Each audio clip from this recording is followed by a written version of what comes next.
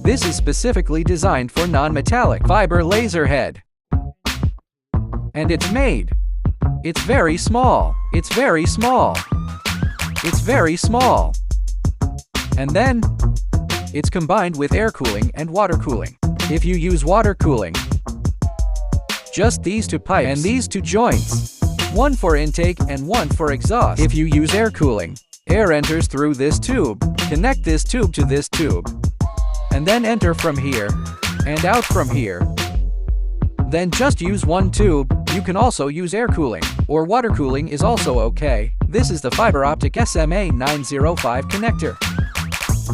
Now, we use a 400-watt laser pump. And we have turned on a little air, because air must be allowed to pass through. Otherwise, the lens will easily get dusty. Let's test this board. This board is 10 millimeters thick, a 10 millimeter one. This bearing plate, I don't know if it's paper or some other material. Let's use this for 100-watt pump. But the power is only 40%. With only 40% power, for example, 2K, at this frequency, let's test it.